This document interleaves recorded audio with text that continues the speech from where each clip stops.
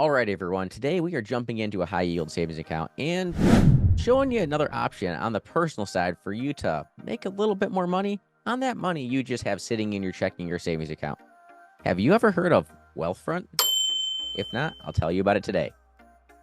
Wealthfront is a high yield savings account that's earning you 5% APY on your money. So say you have $5,000 sitting in Wealthfront over the course of the year, that's making you $250 interest. That same $500 sitting in Chase Bank at 0.01% is getting you 50 cents over the course of the year. So just for moving your money from Chase to Wealthfront, that same $5,000 is getting you $245.50 more for a simple switch. And what's great is they use Plaid. So you can link your Chase to your Wealthfront and move money back and forth as much as you need to.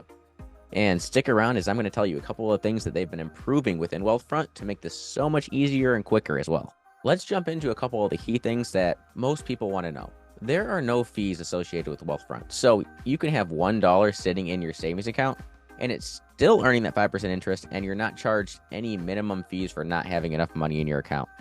Also, for not making enough transactions throughout the course of the month either. So many of these big banks charge you for not having enough money, your own money in your account, so they charge you a fee.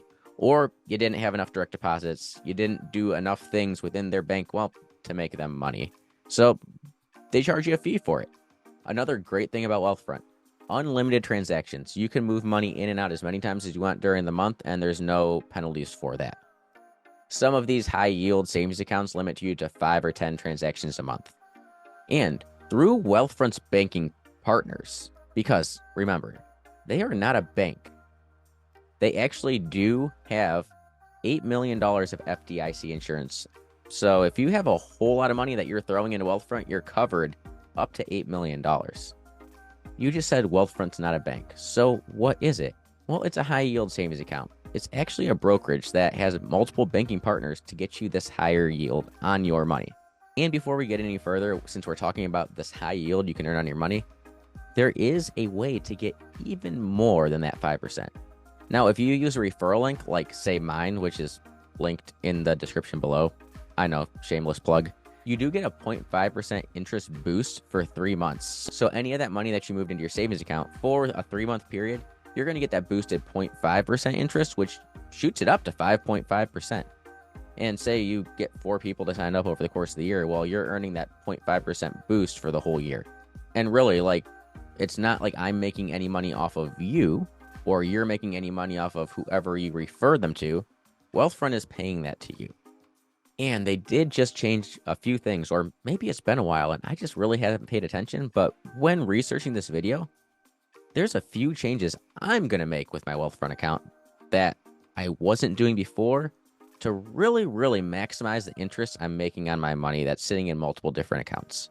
You can now deposit paychecks, pay your bills on Wealthfront, and they do have the option for a debit card, which I'm not going to get, but you better believe that I'm going to be doing automatic bill pay and having my deposits go straight to Wealthfront instead of into Chase first and moving them into Wealthfront, where all my bills are right now getting paid out of Chase.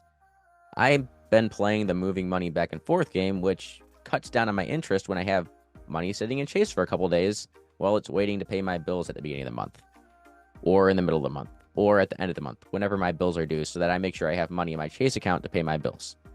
Then when I have rents come in from my rental properties and I get paid for multiple different things, I move that over to Wealthfront. If I do all my bill pays and all my deposits into Wealthfront, that money is sitting there making money, making that 5.5% the whole time I am using it, instead of having this moving money back in and out game between Chase and Wealthfront. So that is a big switch that honestly I'm really happy I made this video, because I probably would have missed that and wouldn't have seen that option if it wasn't for bringing this video to you. So I'm not quite sure where you have your money sitting, but if it's sitting in any of the big banks, you're probably not earning 5%. And I mean, why not help out a friend by shooting them your referral link and saying, hey, you have your money sitting somewhere making you nothing. How about moving it here, making you 5% and you're FDIC insured still?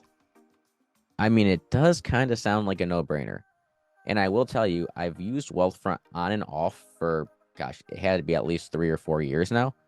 Sometimes different products offer better things, but right now I think Wealthfront's kind of taking the lead on this, especially now that you can pay bills and set up automatic pay through them. Just to let you know, I have not done that yet, and that is something that is coming down the road for me, but I don't see that being that big of a challenge. So if this video helped you at all, and it just gave you a way to and it just gives you another way to make a little extra money on the money you already have, I love it if you hit that like button and subscribe to my channel and share this video with someone else. Am I missing another high yield savings account that does better than Wealthfront and offers more? Comment that in the description below, and I would love to dig into it and cover that. As well as my next video, I really want to start digging into different options for business bank accounts and having my money sitting in my business accounts, making me a little bit more than it is already. Well, have a great one, and don't forget to give yourself a raise.